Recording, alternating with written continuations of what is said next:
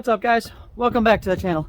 I know it's been a while, but it's been kind of a brutal week, or the winter this year. It's actually been fairly cold, and haven't been able to get out and working out on the truck as much as I'd like to, but here she is, still rolling strong. For all of you new guys, I have a 2010 Silverado with a 6.6 liter Duramax in her.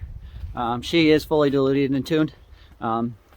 Racking in sounds great, super strong. I originally bought it because I wanted a turbocharged vehicle, and we happen to need a truck, so we got this. Now fast forward about 4 years, all I'm doing just about every other weekend is pulling scrap. So here she is. We do have some stuff like the box we got to get squared away, but here's why I'm doing this video. There actually surprisingly isn't a ton of how-to videos on how to do this, which is kind of fun or funny to me, because they're really, it's pretty simple, and maybe that's why. Either way, I have to get ready because there's something that's going on this truck that I need to get a couple of things fixed right away before I put it on there. When this truck was at the body shop, I had all intentions of this whole line of videos all planned up, finishing my delete. I still have the driver's side exhaust manifold and L-pipe for that. Still haven't had the opportunity to do that. I still want to get my cooling stacks cleaned because I do know that when it's about 80 to 90 degrees, my truck really hates that. It's not cooling as good as it should. So either way, there are a couple things. I'm going to show you guys what I'm going to do here in a minute. And then I'm going to show you the reason why that we're doing it. So, all right, and here's the reason why I'm doing this. Finally got the next half of the lift, so I have everything I need, I believe, to lift this truck. Now, before I do that, there are a couple things suspensions wise that I do want to fix.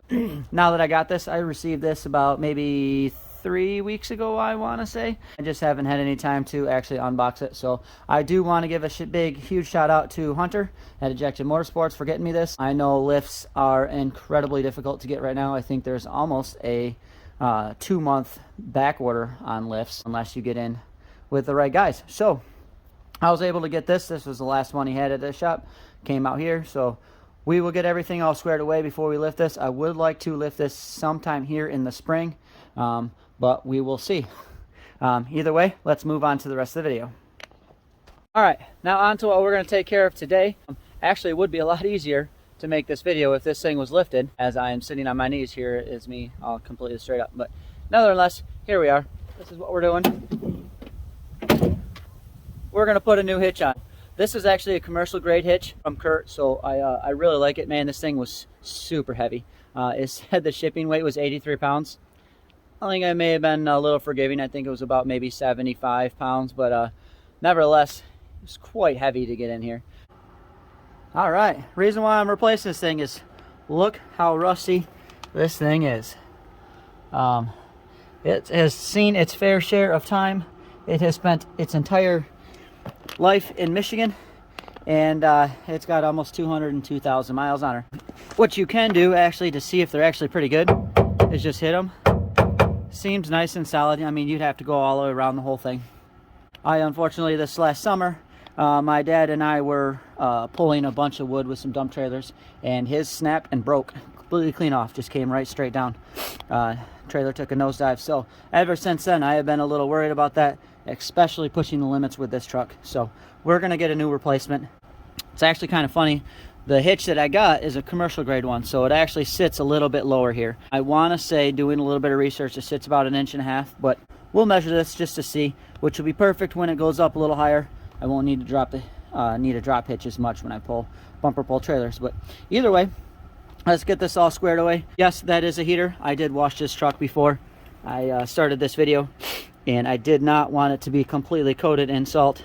Number one, just because it's real bad for all the metal, and number two, I don't need that stuff all over my face with all the amount of rust that's going to come out of here anyway. So either way, let's get to it. All right, so it looks like we're sitting at about maybe 16 1/4 as far as the lowest point of it. So maybe 18 inches right in the middle. All right, before we throw this in, this is actually the 15703 commercial hitch. It actually has a towing capacity. I'll put the numbers here, right here.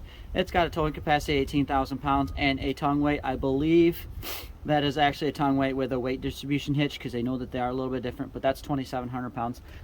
That maxes this truck out majorly. It's almost double what this truck is actually quote unquote capable of doing per GM and DOT. So we're going to throw this on, and our hitch will not be the reason why this truck won't be able to tow it.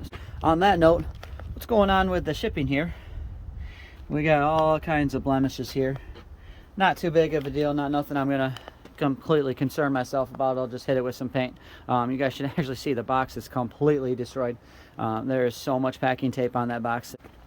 When we put this on, there is actually four sets of bolt holes here, one on each side. One is for the long bed, one is for the short bed. I will have to look in the instructions to figure out which one is which, but let's get that old hitch out first.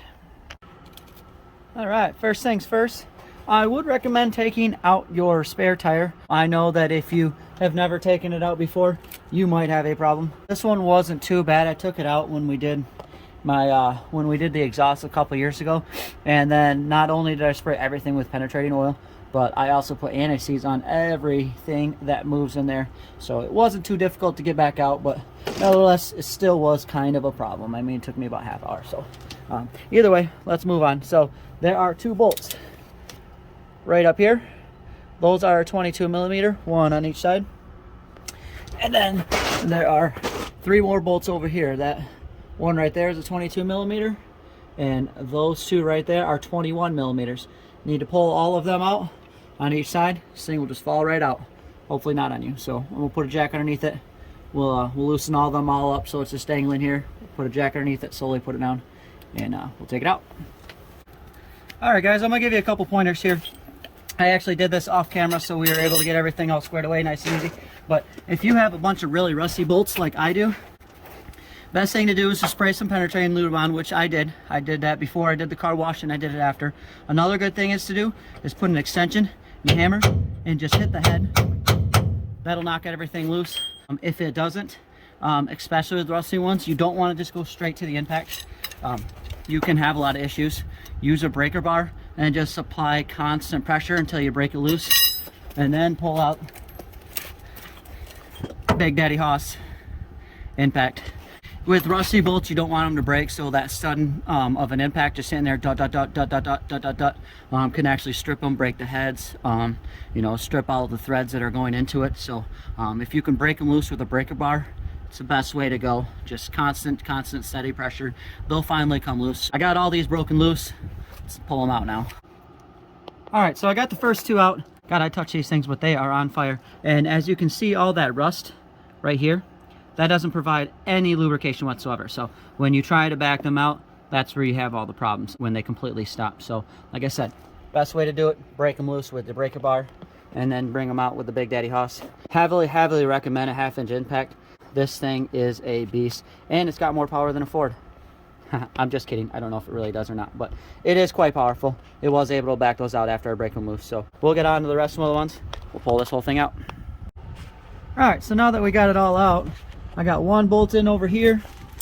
I got another bolt in right over there on that side, and then I got one sitting right up here, and they're all loose. I can spin them all by hand. So I'm hoping that with this setup right here, with the board right across with the jack, I can pull them out, and it'll balance just enough to where I can just lower this whole thing down. So that's what we're going to try.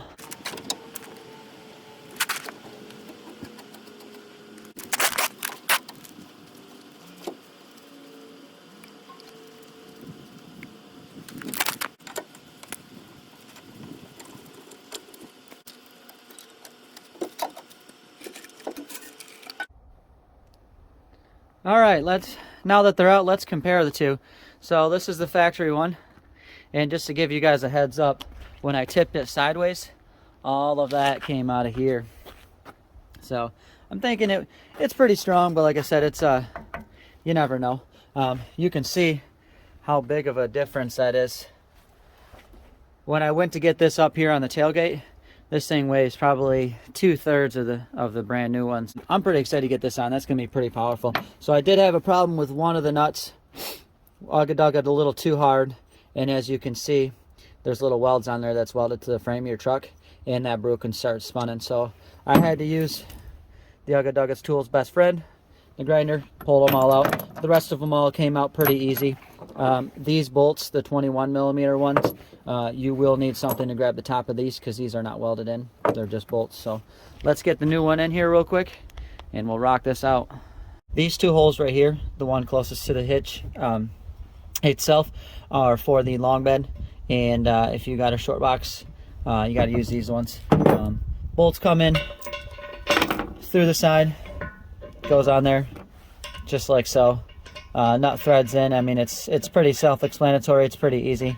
All right, I'm just going to snug these up. I'm not going to get them too tight. I want to mount this whole thing first, and then I'll tighten them down. These bolts take an 11/16 to get them on there. Once we get that in there, we'll use these bolts from the outsides, and then we use one of the original bolts, I believe, for the fronts. So let's crawl under there and get this whole thing in there.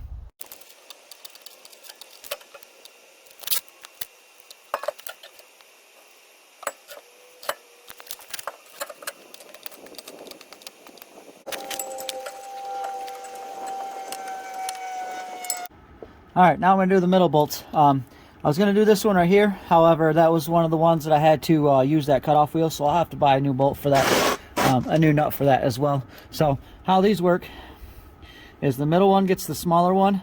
Big piece goes towards the rear of your truck. That sits right in your frame rail. This comes down through it, and then 7/8 nut screws right on it. So we'll get that in there. And then we'll get this one in there. We'll get the other two on the other side in there. And then we'll put just a nut and a bolt on this one right here just to hold it there. And then I'll get a real one. I'll get new bolts for it later.